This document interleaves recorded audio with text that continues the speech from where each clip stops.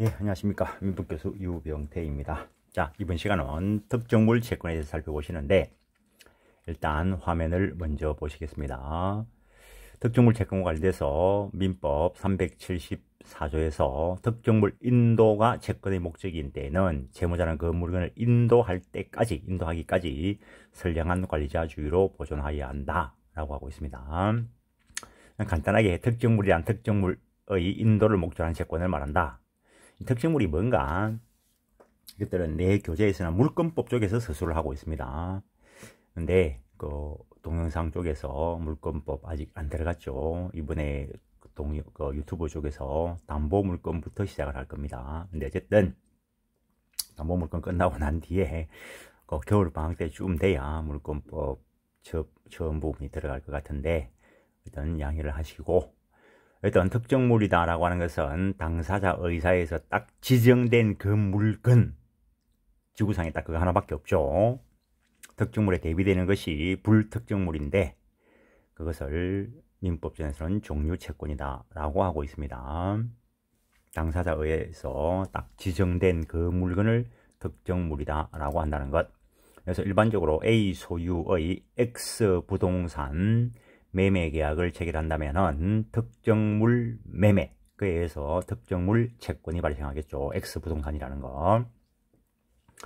선관주의 의무가 있다. 일반적으로 그 선관 의무, 이걸 위반하면은 그 추상적 과실이 된다라는 거. 그래서 일반적으로 평균인의 입장에서 정하는 것이 추상적 과실이고, 그것을 민법진에서는 선량한 관리자주의 의무다라고 하고 있습니다. 근데 법진에 보면은 구체적 과실과 관련되어서 규정하고 있는 것들이 있는데, 자기재산과 동일한 주의 의무 이런 것들이 규정되어 있는 것이 있습니다. 대체로 무상계약과 관련돼서는 구체적 과실, 자기재산과 동일한 주의 의무를 요하는 경우가 있습니다. 선관주의 의무 존속기간, 물건을 실제 인도할 때까지, 약정된 이행기가 아니라 실제 인도할 때까지 선관주의 의무가 있다라는 거. 그 다음에 선관주의 의무를 위반하면 당연히 채무불이행 책임을 지게 될 것이고, 특정물의 경우에는 현상기 그대로 인도하면은 그 의무를 면하게 된다는 거, 의무를 이행한 것이 된다는 거. 근데 여기에 관련돼서 논의되는 부분들이 있습니다. 특정물과 관련돼서 과실 귀속과 관련돼서 법에서 규정을 하고 있는데, 이행기까지 생긴 과실은 채무자가 수취하고 이행기 이후에 생긴 과실은 채권자에게 인도하여야 한다라고 하는데, 매매 쪽에서는 별도로 규정을 두고 있습니다. 매매의 경우에는 이행기 후라도 인도 전에 생긴 과실은 매도인에게 속한다. 판례가 이행기 후라도 인도 전에 매매 대금을 받았다면은 과실도 이전해야 되는 것으로 하고 있습니다. 그 다음에 특정물 채권의 변제 장소, 약정이 있으면 약정에 의하고 법의 규정이 있으면 또 그 법에 따를 수도 있는데, 그러한 것들이 없을 때 성립 당시에, 즉 합의 이런 것들이 없을 때 성립 당시에 그 물건이 있던 장소에서 이행하면 된다. 이런 규정들이 있습니다. 간단하게 목차 위주로 살펴본 것이고, 송덕수 교수님 교과서 60페이지를 보시면은 특정물 채권은 특정물의 인도를 목적으로 한 채권이다. 특정물이란 구체적인 거래에 있어 당사자가 물건의 개성을 중요시하여 해놨는데, 당사자의 주관적 의사로 물건의 개성을 중요시하여 다른 물건으로 바꿀 수 없게 한 바로 지정된 그 물건을 말한다는 거. 특정물 채권은 매매, 정려, 교환, 사용대차, 임대차, 임치와 같은 계약에서 발생하는 것이 보통이지만 법률 규정에 의해서 발생할 수도 있다라는 거. 한 두 줄 내려오시면은 채권이 성립할 당시에 특정되어 있지 않더라도 후에 특정되면은, 즉 종류 물채권, 불특정 물채권이어도 특정이 되면은 그때부터는 특정물 채권이 된다. 그때부터는 특정물 채권에 관한 법리가 적용된다라는 겁니다.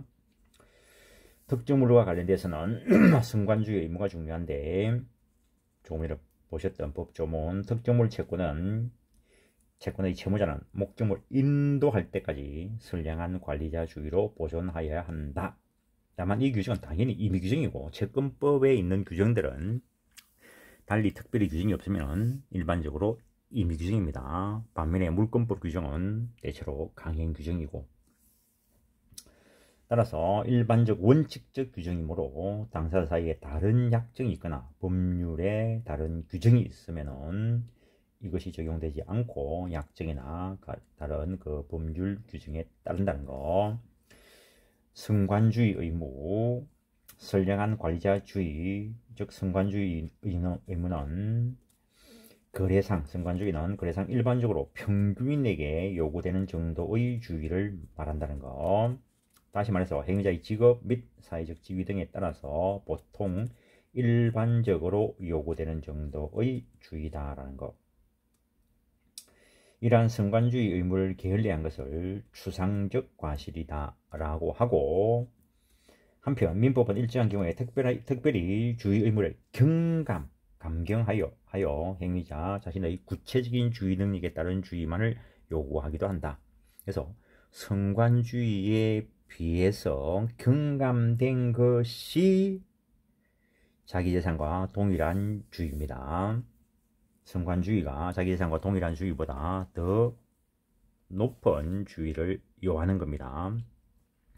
사람들이 자기재산을 더 중요시하는지 모르겠는데 법은 약간은 도덕적 그런 개념이 들어있죠. 승관주의가 더 고도의 주의 의무입니다. 자기재산과 동일한 주의를 요하는 경우가 있고 고유재산에 대한 것과 동일한 주의를 요하는 것도 있고 법에서 개별적으로 규정된 것이 있다라는 겁니다. 그걸 게을리하는 거, 위반하는 것을 구체적 과실이라고 한다는 것. 채무자의 승관주의 의무 위반은 채권자가 증명할 필요가 없고 책임을 면하려면 채무자가 자신의 승관주의 의무를 다했음을 입증하여야 한다라는 것. 보존 의무, 특정물 채권의 채무자는 승관주의를 가지고 목적물을 보존할 의무를 진다라는 것. 61페이지 중간쯤 보고 있습니다. 목적물 보존에 필요한 비용은 특약이 없는 원칙적으로 채무자가 부담한다. 당연하죠. 채무자가 승관 의무를 가지고 있으니까. 다만 채권자의 수령 지체로 인하여 목적물의 보존 비용이 증가한 때에는 그 증가액은 채권자가 부담한다라는 것. 그 정도 하시고 3번 승관주의로 보존할 의무의 존속기간 하는데 두 번째 줄에 법조문에 보면은 물건을 인도하기까지라고 되어 있는데 그것은 실제로 인도할 때까지를 의미한다는 거. 다만 이행기 이후에는 이행을 하지 않거나 못하는 것이 이행지체, 수령지체의 어느 것으로 되지 않은 때 승관주의 의무가 존재한다는 거. 수령지체가 되면은 그거는 채권자의 기책이 되는 거죠. 그 정도 하시고 62페이지 승관주의로 보존할 의무를 위반한 경우의 효과. 일반적인 효과. 특정물 채무자가 승관주의로 목적물을 보존한 경우에는 설사 그 목적물이 멸실 또는 훼손되었다 하더라도 채무자는 그로 인한 책임을 지지 않는다. 승관주의 의무, 자기 의무를 다 했기 때문에 이건 불가항력적인 사유. 근데 홍수나 태풍 이런 것들에 의해서 멸실 훼손된 것까지 채무자에게 책임을 물으면 안 되겠죠. 일단 목적물이 없어져 버리시면 아까도 이야기했지만 특정물은 지구상에 존재하는 한 개뿐이라 했습니다. 목적물이 없어지면 인도 의무를 면하게 되겠죠. 그다음 승관주의 보존 의무는 모두 이행하였고 또 인도 의무에 관하여 승관주의를 다하여 유책 사유, 기책 사유 또는 고의, 과실이 없어서 채무 불이행으로 되지 않기 때문이다. 그에 비하여 채무자가 목적물을 보존함에 있어 승관주의를 다하지 못하여 목적물이 멸실 훼손된 경우에는 채무자는 다른 물건으로 급부할 의무는 없다. 물건 인도 의무는 없다는 거죠. 왜? 그 물건이 없어져 버렸는데 어떻게 인도하냐는 거죠. 그때는 손해배상 의무를 부담하게 된다라는 것. 위험 부담의 문제. 특정물 채권에 있어 채무자가 선관주의 의무를 다했음에도 불구하고 목적물이 멸실훼손된 때에는 그 물건 위험, 물건 멸실로 인한 불이익은 채권자에게 돌아간다. 그 말은 이제 물건이 없어졌으니까 채권자는 자기가 가지고 싶은 그 특정물을 못 가지게 되는 불이익을 입게 된다는 거죠. 멸실되었으니까 없어졌으니까 인도를 할래야 할 수가 없습니다. 채무자는 인도 의무를 면한다는 거. 훼손된 경우라면 그 상태로 인도하면 충분하다라는 거. 그래서 선관 의무를 다 해가지고 훼손된 거는 불가항력적인 사유죠. 그래서 그대로 인도하면 된다라는 거. 이때는 의무를 다 했으니까 손해배상 의무 일단 없다라는 거. 그래서 이처럼 목적 물건입니다. 물건의 멸실훼손에 의한 손실을 채권자가 입게 되는 것을 채권자가 위험을 부담한다라고 한다는 것. 그래서 채무자 위험, 채권자 위험 말이 나오는데 그것이 급부 위험을 말하는가 반대급부 위험을 말하는가는 그때그때 판별을 해 보셔야 됩니다. 여기서 위험, 급부 위험, 물건의 위험을 말한다는 거. 그래서 63페이지 한 5번째 줄 오면은 이는 쌍무계약에서 문제되는 대가위험과는 구별된다. 대가위험과 관련되는 것은 그 537조, 538조 채권법 각 측의 규정이 있습니다. 대가의 위험이란 당사자 일방의 채무가 채무자에게 책임 없는 사유로 이행불능이 되어 소멸한 경우에 대가적인 의미에 있어 채무는 여전히 존재하는지가 문제가 되는데 이거는 채권법 강론에서 연결시켜서 봐야 되는 겁니다. 그래서 민법은 안 풀리는 문제, 모르는 문제가 있으면 문제의식을 가지고 그 문제를 잊어버리지는 않고 반복해서 봐야 답을 찾을 수 있습니다. 여기서 문제 제기를 하고 이거에 대한 답은 채권법 각 측에 있다는 거죠. 민법 총칙에서 문제 제기를 하고 그 답이 물권법에 있기도 하고 채권법에 있기도 하고 또 민법 총칙에서 미리 답을 마련하고 나중에 뒤편에 물권법, 채권법에서 문제되는 것이 연결돼야 해결이 되고 그렇습니다. 그래서 뗄래야 뗄 수 없는 것들을 이렇게 분산시켜 되어 있는 게 워낙 방대하기 때문에 한 곳에서 중원부원 쓸 수 없기 때문에 그렇습니다. 근데 그걸 다 연결시키다 보면 책만 두꺼우십니다. 똑같은 이야기를 계속 반복하면서. 목적물 인도 의무 현상대로 인도하면 된다. 민법 462조는 특정물 인도가 채권의 목적인 때는 채무자는 이행기 현상대로 물건을 인도하여야 한다. 그런데 이 규정의 해석에 관해서 학설이 대립하는데 채무자가 선관주의를 가지고 보존한 후에 목적물을 인도해야 할 때의 현상 그대로 인도하면 되고 그것으로 충분하다.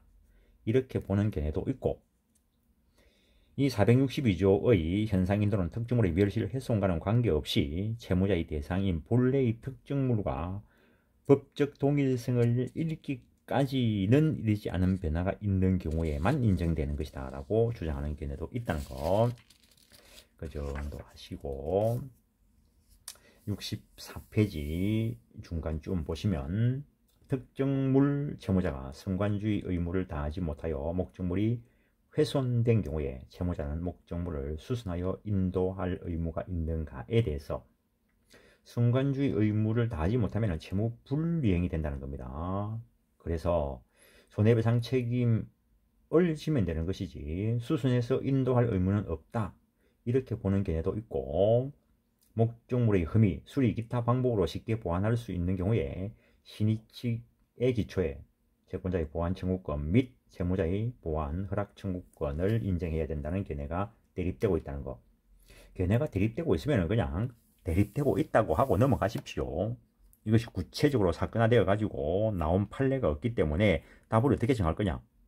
알 수 없죠. 이거는 사건이 일어나 가지고 소송이 들어가 봐야 결론이 나겠죠. 뭐 사람들이 그 사건을 의뢰하고 난 뒤에 그거하고 똑같은 판례를 찾아주세요. 똑같은 판례가 어디서 사람이 다른데 일단 시간이 다른데 장소가 다른데 그래서 타인의 뭐 창문을 깼을 때 뭐 손해배상 책임을 져야 된다. 그럼 그 창문이 건물 창문일 수도 있고 차량 창문일 수도 있고, 그럼 창문을 깼을 때만 손해배상 책임을 지냐? 장독대 깼어도 책임을 져야지. 이렇게 종합적으로 이해가 돼야 되는데, 사람들이 뭐 한 개 예를 들면 딱 그 예만 가지고 그것뿐인 줄 알고 그러면 안 됩니다. 민법은 전체 보편적인 걸 추상적으로 열거해 놓은 거고, 물론 뭐 법 원리나 법 조문은 추상적으로 하는 거고, 판례는 구체적인 현실에 대한 사건이기 때문에 접근하는 방법이 좀 다릅니다. 근데 어쨌든 요즘은 모든 시험이 판례에 따라서 답을 쓰라 이러니까 뭐 사람들 머리를 발목을 딱 잡는 거죠. 물론 또 그렇다고 해서 뭐 원리에 따라 답을 쓰라, 뭐 원리를 채점할 사람이 있어야지 뭐. 쫓겨나겠다. 물론 우리 교수님은 원리를 논하고 채점할 수 있습니다. 그러니까는 옛날에는 법학 전공하시는 분들이 뭐 독일을 주로 가고 미국을 주로 가고, 독일 가서 뭐 법리를 공부를 하고, 뭐 미국에 가서, 미국에는 뭐 판례법 국가니까 판례가 어떻게 작용하고 있는 것들을 공부를 하고 그 원리를 터득했는데, 요즘 먼저 한국에 앉아가지고 판례 결론이 어떻다 이라고 있죠 지금. 물론 우리나라도 판례가 상당히 많이 집착되어 있기 때문에 판례가 나쁘다는 건 아닙니다. 판례는 현실적 그 사건에서 구체적 타당성이 있는 결론이 맞습니다. 근데 그 구체적 타당성이 앞에서도 뭐 말한 적이 있지만, 현실의 그 상황에서 구체적 타당성이지, 시대가 바뀌면 변동될 수 있는 것인데 그 변동의 여지를 안 준다면 악법이지고 악한 판례죠. 판례가 하나 변경되기 위해서는 많은 판사님들이 목숨을 걸어야 될 수도 있지만, 곡해는 하지 마십시오. 전형과실 기소고의 문제, 그 특정물 채무자에게 과실수취권이 있는 것을 전제로 하여 이행기까지 과실은 채무자가 수취할 수 있지만 이후의 과실은 목적물과 함께 채권자에게 인도해야 된다. 매매는 별도의 규정이 있다. 앞에서도 말씀드렸고, 인도 장소, 당사자 의사 표시가 있으면은 그 의사 표시에 따라서 하면 되고, 채무의 이 성질 이런 것들이 있으면 그 성질에 따라서 하면 됩니다. 하면 되는데, 예컨대 뭐 자동차를 서울에서 매매 계약 체결하고, 인도 또 인도니까 뭐 저 히말라야 뭐 밑에 있는 그 인도 말고 저 어디야 저 파키스탄 옆에 있는 인도 말고, 인도 명도, 요즘도 뭐 명도라는 용어를 쓰고 하지만 지금 집행법에서는 인도로 법이 바뀌었습니다. 라는 뜻이고, 그래서 자동차 같은 경우에는 서울에서 매매 계약을 체결하고 인도는 부산에서 해라, 가능하죠. 서울에 있는 부동산 매매를 하면서 인도는 부산에서 해라, 어떻게 하는데 그걸? 건물을 지고 갈 거라?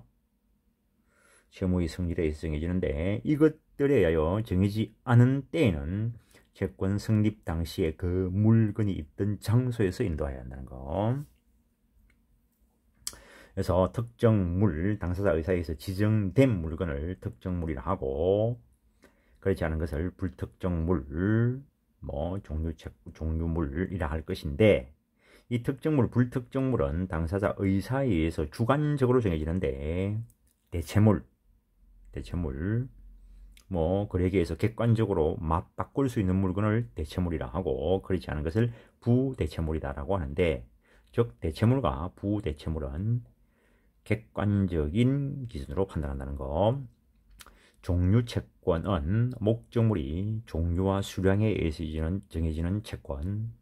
다시 말하면 일정한 종류에 속하는 물건의 일정량의 급부를 목적으로 하는 채권이다. 예컨대 뭐 쌀 20kg짜리 쌀 10포대, 뭐 맥주 50병, 이런 식으로 급부의 목적을 정하는 채권을 말한다는 거. 그 65페이지 밑에 보면은 재고채권 이렇게 해놓고 한정종류채권, 뭐 제한종류채권이라고도 이야기하는데, 한정된 범위의 종류물 가운데 일정량의 물건을 급부를 목적으로 한 채권. 예컨대 당신 집 창고에 있는 쌀 중에서 10가마니 그럼 당신 집에 있는 창고 한정되는 거죠. 그냥 너한테 쌀 10가마니 살게 이래 했을 때 X 너한테 쌀 10가마니 사겠다 라고 했을 때 그 쌀 10가마니가 반드시 X의 소유물일 필요는 없습니다. X는 내하고 매매계약 쌀 한 가마니에 20만원에 팔아놓고 자기는 어디 가가지고 한 가마니에 10만원에 구해가지고 내한테 20만원에 팔아도 되죠. 근데 제한 종류 채권은 너 창고에 있는 거, 다른 사람 거 말고 너 창고에 보관하고 있는 그 쌀 중에 10가마니라면 범위가 한정되는 거죠. 어차피 66페이지 보면 재고채권 이것도 어쨌든 종류채권이다. 그런데 처음부터 일정한 재고로만 급부 의무를 부담한다는 점에서 그런 제한이 없는 종류채권과는 구별될 수 있다. 그런 이야기이고, 67페이지 보시면은 특정이 있기 전에 위험 부담, 특정이 되고 나면은 물건이 없어지면은 채권자가 물건 못 가져가는 위험을 부담한다 했습니다. 근데 종류채권의 경우에 좀 범위를 넓혀가지고 야, 한국에 있는 쌀 중에서 10가마니 사겠다, X 너한테 10가마니 사겠다라고 했어요. 한국에 쌀이 몇 가마니나 있지? 하여튼 수천만 가마니가 있겠지. 그럴 때는 X가 미리 창고에 좀 팔기 위해서 1000가마니 쭉 갖다 놨을 때, 특별히 Y가 살 때 너 창고에 있는 1000가마니 중에서 10가마니 이렇게 하지 않았다면은 그 창고에 1000가마니가 다 없어지더라도 X는 다른 데서라도 구해주면 돼. 그래서 특정되기 전에 물건의 위험은 채무자에게 있다는 거죠. 종류채권의 채무자는 급부할 물건을 선택할 수 있는 자유를 가지는 반면에 그가 급부하려고 준비한 물건이 멸실되어도 급부 의무를 면하지 못한다. 특정물 채권하고 다르죠. 특정물 채권의 경우에는 귀책 없이 멸실되어 버리면 인도 의무가 없다 했습니다. 물건이 없어졌으니까. 그래서 물건 위험이 채권자에게 귀속된다라고 했는데, 이 채무자는 종류물인 경우에는 자기가 가지고 있는 게 멸실되더라도 특별하게 제한을 가지 않았다면 다른 데서라도 구해서 줘야 된다는 거죠. 그래서 미리 준비한 물건이 멸실되어도 급부 의무를 면하지 못한다. 거의 유책 사유 없이 멸실되었다 하더라도 마찬가지라는 거예요. 다음 단락에 보시면은 67페이지 종류 채무자의 조달 의무, 급부 의무 말하죠. 종류물이 모두 멸실된 경우에는 없어진다. 그래서 그런 일이 일어나지 않겠지만 조금 전에 예를 들었던 거, 한국에 수천만 개의 쌀가마니가 있는데 그게 다 없어지면은 인도할 물건이 없는 거죠. 그러나 종류물이 존재하더라도 사회통념상 급부가 불능으로 인정된 경우에는 급부 의무를 면한다. 없어진 거하고 똑같은 거죠. 사회통념상 불능이라 했습니다. 그 불능이 채무자의 귀책 사유로 인해서 발생한 때에는 물건 급부 의무는 없지만 손해배상 책임은 부담해야 된다는 것. 재고채권의 경우에도 이러한 설명이 원칙적으로는 타당하지만, 다만 재고채권에 있어서는 채권이 채무자의 재고에 한정되기 때문에 채무자의 수확물과 같은 재고가 모두 멸실된 때는 채무자는 급부 의무를 면한다. 너 창고에 있는 쌀 1000가마니 중에서 10가마니 했을 때 그 창고에 있는 1000가마니가 멸실되면 일단 급부 의무를 면한다라는 거죠. 목적물의 품질이 이제 문제가 되는데, 품질을 어떻게 결정할 것인가? 가장 최고 상품을 주면 된다. 언제나 그렇다? 그건 아닙니다. 당사자 의사로 최고 상품을 정할 수도 있고, 또는 법률의 규정, 관습 이런 것들에 의해서 정해질 수 있지만, 그런 것들에 의해서 정해지지 않을 때 어떻게 할 거냐는 거죠. 68페이지 민법은 법률행위의 성질이나 당사자 의사에 의해서 품질을 정할 수 없는 때에는 채무자는 중등 품질의 물건으로 이행하여야 한다라는 거. 요약된 거 먼저 살짝 보고 가죠. 종류채권과 관련돼서 375조에서 채권의 목적을 종류로만 지정한 경우에는 법률행위의 성질이나 당사자 의사에 의하여 품질을 정할 수 없는 때에는 채무자는 중등 품질의 물건으로 이행하여야 한다. 이 경우에 채무자가 이행에 필요한 행위를 완료하거나 채권자의 동의를 얻어 그 이행할 물건을 지정한 때에는 그때로부터 그 물건의 채권의 목적물을 한다. 이렇게 지정돼 버리면 특정물 채권이 된다라는 겁니다. 일정 종류에 속하는 물건의 일정량을 인도를 목적으로 한 채권으로 불특정물 채권이라고도 한다는 거. 목적물의 품질, 법률행위의 성질이나 당사자 의사 뭐 그런 게 없으면은 이제 법 조문에 따라서 중등품으로 한다는 것이고, 종류 채권의 특정 법률 규정에 의해서 특정될 수도 있다라는 거. 지참채무, 지참채무는 채무자가 지참해서 채권자한테 갖다 줘야 되는 걸 이야기합니다. 그럴 때는 채무자가 채권자한테 현실로 제공했을 때, 들고 와서 현실로 제공했을 때 그때 특정이 된다는 거죠. 짜장면 배달을 시키면 내가 짜장면 집에 가서 가져와, 배달하는 아저씨가 내 집에 갖다 줘, 배달하는 아저씨가 내한테 가지고 오죠. 그때 특정이 된다는 거죠.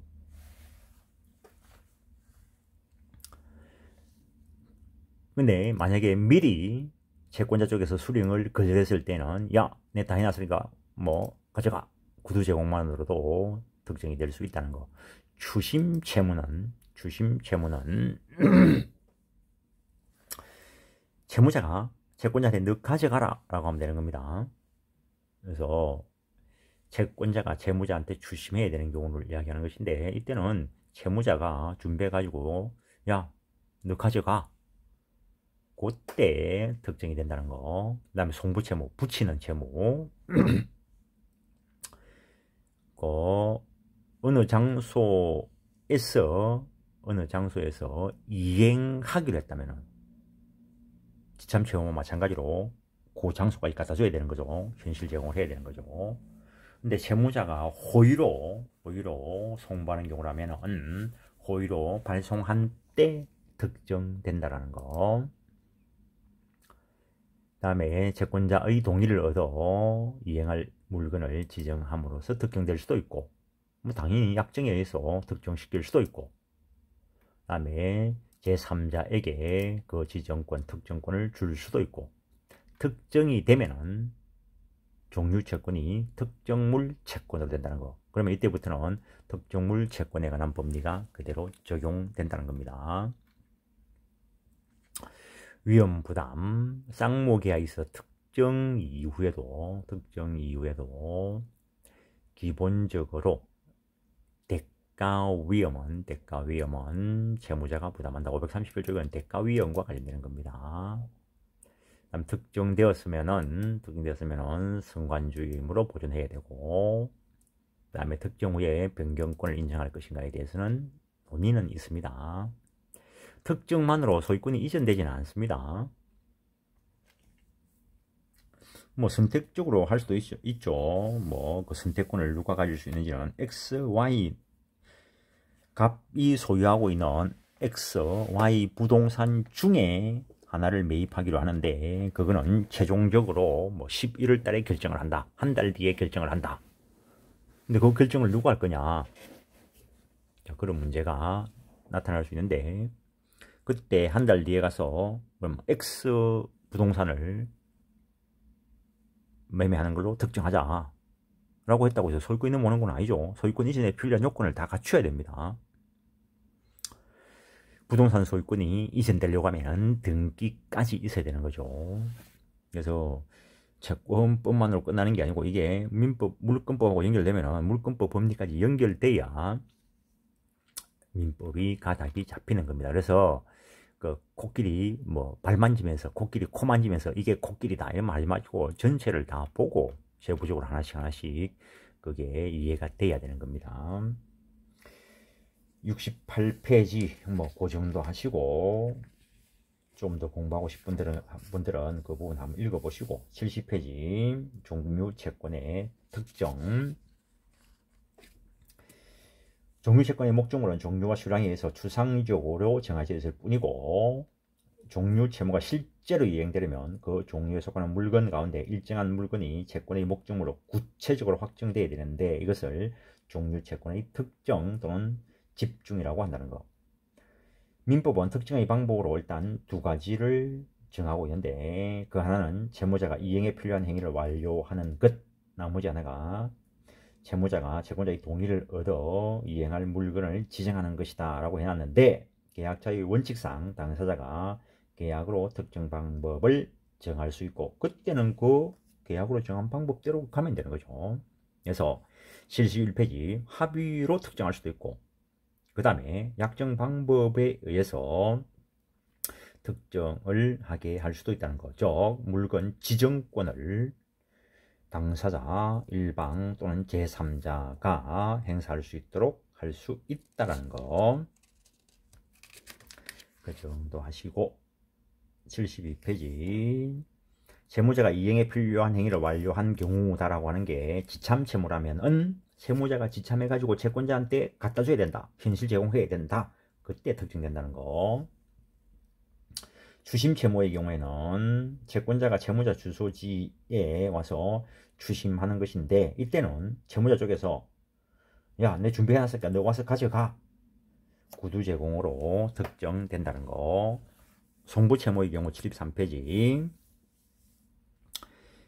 채권자 채무자 주소 이외의 제3지에 송부하는 경우를 말하는데 원래부터 제3지가 이행장소라면은 지참채무와 마찬가지로 그 제3지에 가서 현실 제공을 해야 되고 채무자가 호의로 송부 보내는 경우에는 발송한 때, 호의로 발송한 때 특정된다라는 거. 목적물 멸실에 의한 특정 보시면은 아까 너 창고에 있는 쌀 1000가마니 중에서 10가마니 이렇게 했을 때 10가마니를 빼고 다 멸실해 버리면 그 10가마니로 특정된다라는 거. 특정의 효과. 종류 채권의 목적물이 특정되면 그 특정된 물건이 채권의 목적물로 된다는 거. 종류 채권은 특정으로 동일성을 유지하면서 특정물 채권으로 부담한다는 것.